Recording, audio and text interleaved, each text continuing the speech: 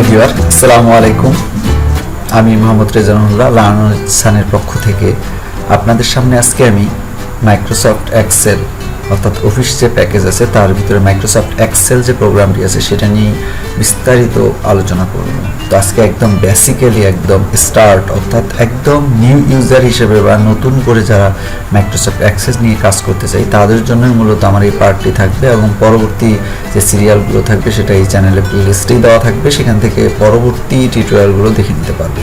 তো প্রথমত যেটা হচ্ছে আমরা প্রথমে মাইক্রোসফট অফিস এক্সেলটাকে ওপেন করব। এটা আসলে বিভিন্নভাবেই করা যায়, এখানে আমরা সার্চ দিয়েও করতে পারি কিংবা এখানে আমাদের যেমন আমার এখানে ট্যাক্স পেনে আনা আছে। তো আমরা স্টার্টলি যেটা করব একদম বেসিক্যালি ফার্স্ট থেকে স্টার্টে ক্লিক করব। স্টার্টে ক্লিক করার পর উইন্ডোজ 10 এর ক্ষেত্রে অল অ্যাপসে ক্লিক করব। এখান থেকে আমরা মাইক্রোসফট অফিস যে প্যাকেজ ইয়েটা আছে সেখান থেকে আমরা এখানে ক্লিক করে মাইক্রোসফট এক্সেল 2013 এখানে ক্লিক করব। তো এখানে এইরকম একটা লেআউট আসবে। এই স্ক্রিনটা আসার পরে আমরা এখানে দেখেন ব্ল্যাঙ্ক বুক ওয়ার্কবুক লেখা আছে। তো ব্ল্যাঙ্ক ওয়ার্কবুকে আমরা ক্লিক করব। ক্লিক করার পর একেবারে ফার্স্ট লুকটা আসছে, যেটা আসলে মাইক্রোসফট এক্সেলের একদম ফার্স্ট লুক, এইটাই প্রথমত আসবে। তো প্রথমত আমরা যেহেতু বেসিক নিয়ে আজকে আলোচনা করব, প্রথমত আমরা কিছু শর্টকাট জিনিসগুলো দেখে নিব। সেটা হচ্ছে প্রথমত যে আমরা দেখা যাচ্ছে একটা ফাইল তৈরি করব। আজকে যোগ, বিয়োগ, গুণ, ভাগ, অ্যাভারেজ, ম্যাক্সিমাম, মিনিমাম এই বিষয়গুলো বের করা শিখব। তো প্রথমত আমরা আগে জেনে নিই যে এই যে ঘরগুলো, এই যে আমরা ক্লিক করছি একটা ঘর সিলেক্ট হচ্ছে, এই ঘরগুলোকে বলা হয় সেল বা আমরা বাংলায় যদি বলি বলা হয় কোষ।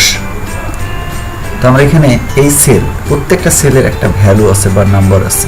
সেই ভ্যালুটা জানতে হলে আমাকে যেটা করতে হবে প্রথমত ওই সেলে থাকা অবস্থায় জাস্ট উপরের দিকে তাকালেই হবে। যেমন এখানে লেখা আছে এফ, আর যদি এটার ভ্যালুটা সম্পূর্ণ হচ্ছে প্রথমত আমাকে উপরে দেখতে হবে এবং লেফটে দেখতে হবে। যেমন এখানে আছে F5, যেটা এই কর্নারেও কিন্তু এটা দেওয়া থাকবে। তো আমরা যদি বলি এখানে কি সেল দেওয়া আছে তাহলে হচ্ছে H4, এখানেও কিন্তু দেখা যাচ্ছে H4। এইভাবে আমরা সেলগুলো জানতে পারি, এইভাবে প্রত্যেকটা সেল কিন্তু ঘরেই আমরা ক্লিক করে জানতে পারবো। তো প্রথমত আমি যোগটা করব। তো যোগ করার জন্য আমরা কিছু নর্মাল বা ডিফল্ট ভ্যালু নিচ্ছি, যেখানে নিচ্ছি 15। আমরা এখানে ট্যাপ ক্লিক করলে পরবর্তী রয়ে চলে যাবে বা ছেড়ে চলে যাবে। এখানে 20 নিচ্ছি, তারপরে এখানে 25 নিচ্ছি, তারপরে এখানে 30 নিচ্ছি। তো এখানে আমরা এটুকু এখন যোগ করব। যোগ করার জন্য প্রথমত আমাকে যেখানে যেতে হবে ইকুয়াল টুতে ক্লিক করলাম। ইকুয়ালে ক্লিক করার পরে আমরা যেহেতু যোগ করব, প্রথমত যোগ করার জন্য এখানে দুইভাবে যোগ করা যায়। একটা হচ্ছে দুটি সংখ্যার মধ্যে, আর একটা হচ্ছে দুই বা ততোধিক সংখ্যার মধ্যে। যদি আমরা দুটির মধ্যে করতে চাই তাহলে নর্মালি আমরা চোখ দিয়েই করতে পারবো। তো আমি প্রথমত যোগ করব 15 এবং 20 ইকুয়াল টু কত। তো 15-র সেল নাম্বারটা দেখি। আমরা যদি এই 15 ঘরের সেল নাম্বারটা উপরের দিকে তাকাই তাহলে হচ্ছে লেফটে তাকালে 5, তাহলে আমাকে লিখতে হবে এখানে E5। দেখেন এই E5 দেখার সাথে সাথে ঘরটা কিন্তু সিলেক্ট হয়ে গেছে। তো আমরা ঠিক 20-র যদি এখন সেল নাম্বারটা দিই, প্লাস দেওয়ার পরে সেল নাম্বার দিই, সেটা হচ্ছে F5। দেখেন দুটো ঘরই কিন্তু সিলেক্ট হয়ে গেছে। এখন আমাকে মাস্ট বি কি দিতে হবে, এন্টার চাপতে হবে কিবোর্ড থেকে। এন্টার চাপলে আমার কিন্তু রেজাল্টটা চলে আসলো। তো আমরা বোঝার জন্য এই সিলেক্ট করে বিটা অর্থাৎ বোল্ড করে নিই, তাহলে বোঝা যাচ্ছে যে হ্যাঁ, এটা পারলে আমরা কালার করে নিয়েও বুঝতে পারবো। রেড করে নিচ্ছি, হ্যাঁ বোঝা যাচ্ছে যে এটা আমাদের রেজাল্ট। এটা গেল হরিজেন্টালি যোগ। তো এখানে আমরা এখানে আরেকটু পার্শ্বে যে যোগটা করব সেটা হচ্ছে যে এই সম্পূর্ণ লাইনটার আমরা যোগ করব। এই টোটাল যোগটা কত আসবে, বা আমরা এই 4টা ঘরের মধ্যে যোগ করব কত আসবে। প্রথমত হ্যাঁ, এই কথাটা অবশ্যই মনে রাখতে হবে, এখানে যে কোনো ক্যালকুলেশন বা গাণিতিক কাজ সম্পন্ন করার জন্য মাস্ট বি ইকুয়াল চিহ্নটাকে ইউজ করতে হবে।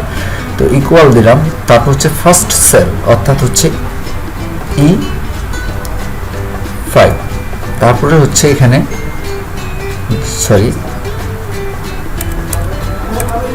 তো যাই হোক আমাকে মনে রাখতে হবে যে এখানে একটা কথা অবশ্যই মনে রাখতে হবে যে এখানে যে কোনো ক্যালকুলেশন করি বা গাণিতিক কাজ সম্পন্ন করি মাস্ট বি ইকুয়াল ইউজ করতে হবে। আর এখন যেহেতু আমরা 2 এর অধিক সংখ্যার যোগ করতে চাচ্ছি, অর্থাৎ 4টি সংখ্যার যোগ করতে চাচ্ছি, সেক্ষেত্রে আমাকে সাম লিখতে হবে, SUM, সাম দেওয়ার পরে ফার্স্ট ব্র্যাকেট দিয়ে আমরা এখানে অলরেডি দেখেন একটু ডিরেকশন দিয়ে দিয়েছে যে নাম্বার 1, নাম্বার 2 এভাবে আমরা ডট ডট দিয়ে দিতে পারি। তো যাই হোক, আমার ফার্স্ট সেল নাম্বার হচ্ছে E5, তারপর হচ্ছে 2টি ডট ইউজ করতে পারি অথবা কোলন ইউজ করতে পারি। তো আমি 2টি ডট দিয়ে দিচ্ছি। 2টি ডট দেওয়ার পরে শেষ সেল নাম্বার, অর্থাৎ যেহেতু আমরা 4টা করবো, 15, 20, 25, 30, তাহলে আমার 30-এর সেল নাম্বারটা নিচ্ছে, অর্থাৎ H5 দেওয়ার পরে ফার্স্ট ব্র্যাকেট ক্লোজ দিয়ে আমরা যদি এন্টার চাপি, আমার কিন্তু কাঙ্ক্ষিত রেজাল্টটি চলে আসবে। অর্থাৎ এখানে ক্লিক করলে এখানেও আমরা রেজাল্টটা দেখতে পাচ্ছি যে আমরা আসলে কি করার পরে এই রেজাল্টটা আসছে। ইকুয়াল টু সাম E5 আমরা ডট ডট ইউজ করছি, বাট এখানে কোলন আকারে দেখাচ্ছে। আমি বলেছিলাম একটু আগেও যে কোলন ইউজ করলেও হবে। তারপর হচ্ছে H5 এই রেজাল্টটা আসলে, এটাও আমরা একটু কালার করে বোল্ড করে নিই, তাহলে বুঝতে সুবিধা হবে। এটা গেল হরিজেন্টালি, সমান্তরালভাবে যোগ করলাম। এখন হচ্ছে ভার্টিক্যালে যদি করি, আমি এখানে দেখতেছি 25, তারপর হচ্ছে 26, হ্যাঁ, তারপর হচ্ছে 30, এই কয়েকটা যোগ করবো। তো এই ক্ষেত্রেও আমাকে সেম সূত্র মানতে হবে, অর্থাৎ আমি যদি 2টি করি তাহলে ইকুয়াল টু দিয়ে ফার্স্ট সেল এবং দ্বিতীয়, অর্থাৎ 2টির ভেতরে করলে 2টি সেল নাম্বার যোগ করলেই হবে। বাট আমরা 4টাই করবো, তাহলে equal to some first bracket E5, আমরা কোলন ইউজ করছি, এর আগে ডট ডট ইউজ করেছি, একই কথা। তারপরে নেব E8 দেওয়ার পর ফার্স্ট ব্র্যাকেট ক্লোজ দিয়ে আমরা এন্টার চাপবো। দেখেন আমাদের রেজাল্টটা কিন্তু চলে আসছে, খুব সুন্দরভাবে চলে আসছে। আমরা এটাকেও কালার করে নিই বুঝতে সুবিধার জন্য। এটা হচ্ছে আমাদের যোগের জন্য যতগুলো সিস্টেম আছে, আমি অলরেডি 2টো সিস্টেম মোটামুটি করতে হয়, 2টোই দেখিয়ে দিলাম।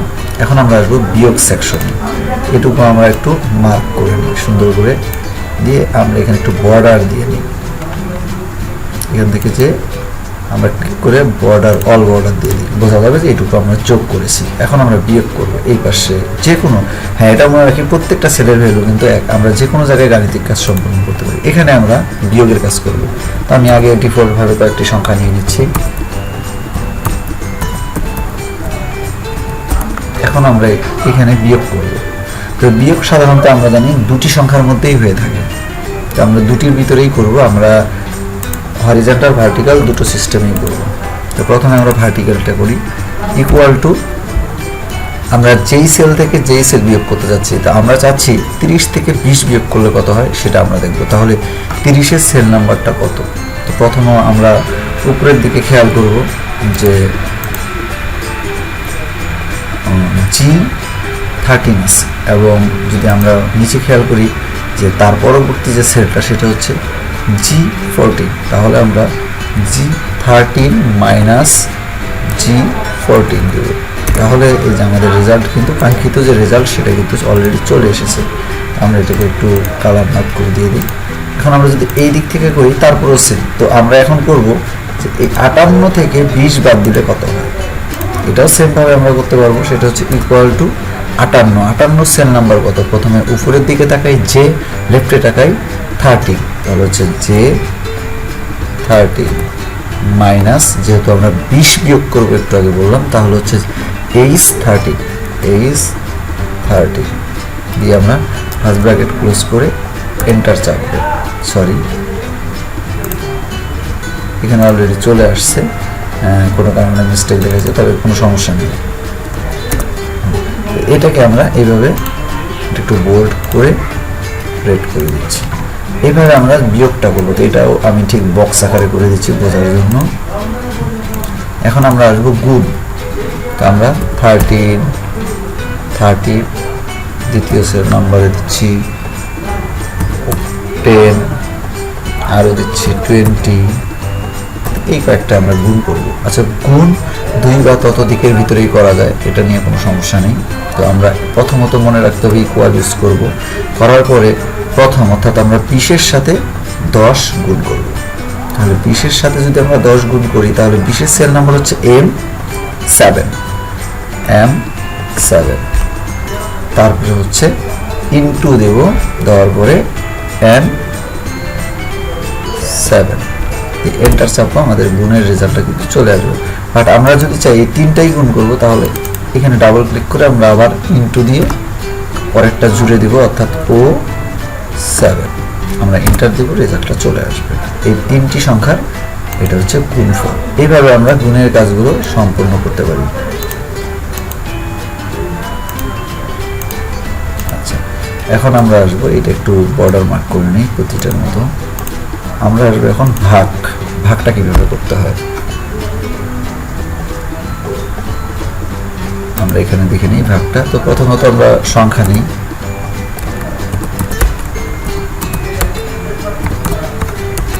এখানে আমরা ভাগ করব। তো ভাগের জন্য সেম দুটি সংখ্যার মধ্যে সাধারণত ভাগ হয়ে থাকে, তো আমরা সেটাই করব। তো প্রথমত ইকুয়াল টু দিব, তারপরে কোন সংখ্যা দ্বারা কোন সংখ্যাকে ভাগ করতে চাই, যেটাকে আমরা ভাগ করতে চাই সেটা প্রথমে লিখবো, দিয়ে ডিভাইডেড দিয়ে যেটা দ্বারা ভাগ করতে চাই বা যে সংখ্যা দ্বারা ভাগ করতে চাই সেটা পরবর্তীতে লিখবো। আমরা দেখতে চাচ্ছি যে 60কে 40 দিয়ে ভাগ করলে কত হয়, তাহলে আমাকে লিখতে হবে P12 ডিভাইডেড, মানে স্ল্যাশ ইউজ করা হয়, Q12 দিয়ে আমরা এন্টার দিলে রেজাল্টটা চলে আসবে। এইভাবেই সাধারণত আমরা ভাগের কাজগুলো করে থাকি।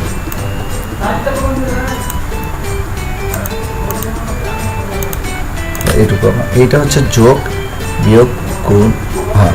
এখন আমরা একটু নিচে চলে যাচ্ছি স্ক্রলিং করে, এখানে আমরা দেখবো এখন অ্যাভারেজ। তো অ্যাভারেজ যেহেতু আমরা করতে যাচ্ছি, সেক্ষেত্রে যেহেতু এটা করা আছে, আমরা এটারই একটা অ্যাভারেজ করি, এটা ইজি হবে যোগ করারটা অ্যাভারেজ। তো এখানে যদি আমরা অ্যাভারেজ করি, তাহলে হচ্ছে এই ঘরটার উপরে আমরা একটু লিখে দিই না, অ্যাভারেজ AVG, আমরা এটাই নিচ্ছি, অ্যাভারেজ বের করবো এখানে। তো অ্যাভারেজ বের করতে হলে আমাকে যেটা করতে হবে, আসলে অ্যাভারেজ বের করলে 2 বা তত দিকের ভিতরে গড় কত আসে আমরা সেটা বের করবো।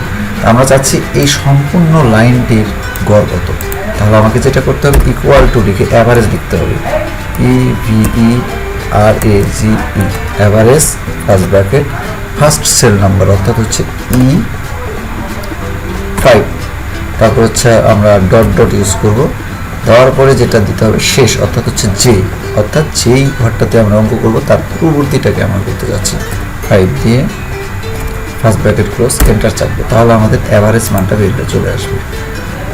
এটাকে আমরা একটু বোল্ড এবং কালারেবল করে দিচ্ছি, এটা হচ্ছে আমাদের অ্যাভারেজ বের হলো, এটাকে একটু বক্স করে দিচ্ছি।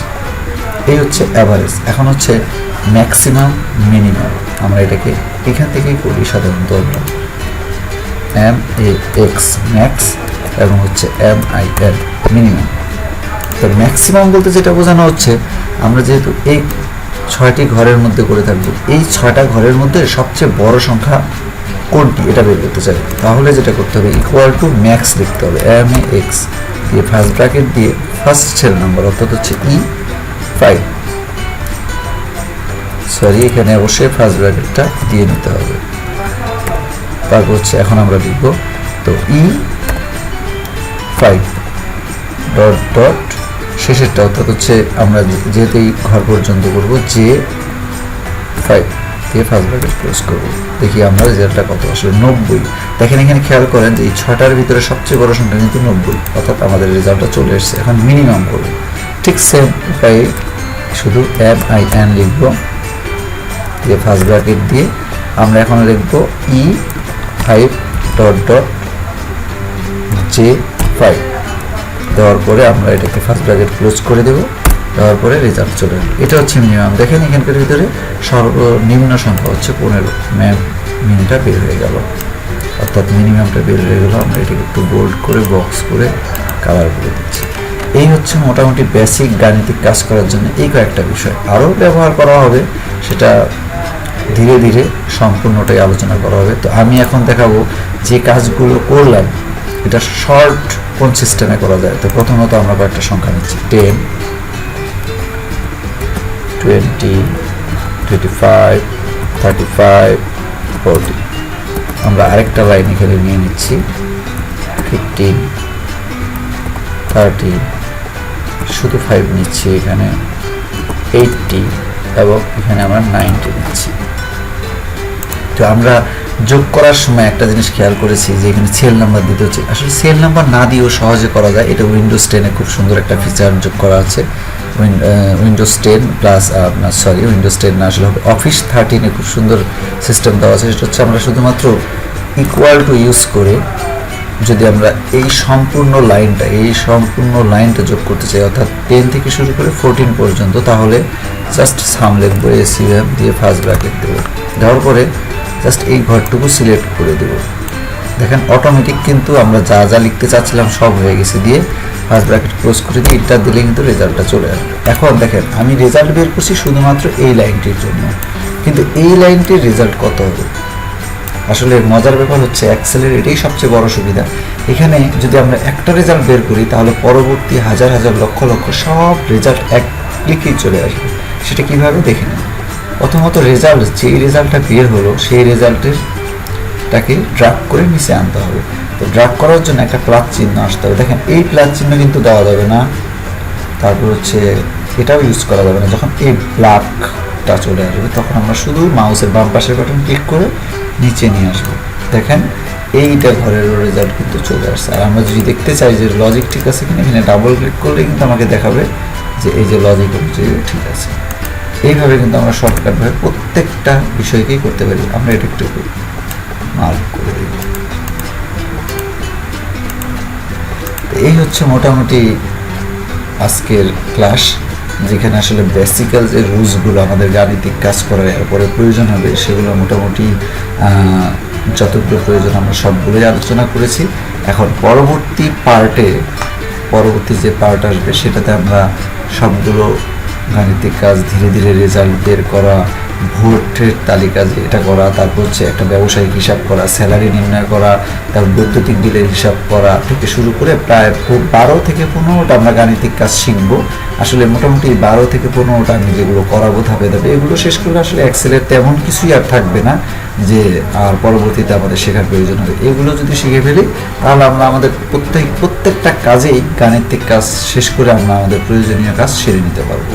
তো সাথে থাকার জন্য ধন্যবাদ। আরেকটা বিষয় হচ্ছে, আমি আপনাদের সামনে যে টিউটোরিয়ালটা দিলাম এটা যদি ভালো লেগে থাকে তাহলে অবশ্যই যারা এই টিউটোরিয়াল দেখে উপকৃত হবে তাদেরকে শেয়ার করবেন এবং তাদেরকে শেয়ার করে দেখার অভিবাদন জানাবেন। এবং অবশ্যই আপনি যদি দেখে উপকৃত হন সাবস্ক্রাইব বাটনে ক্লিক করতে ভুল করবেন না, কারণ এর পরবর্তী সবগুলো আপডেট তাহলে আপনার কাছে নোটিফিকেশন আকারে চলে যাবে এবং আমরা উপকৃত হব। তো ধন্যবাদ, সবাই ভালো থাকবেন। Best of luck.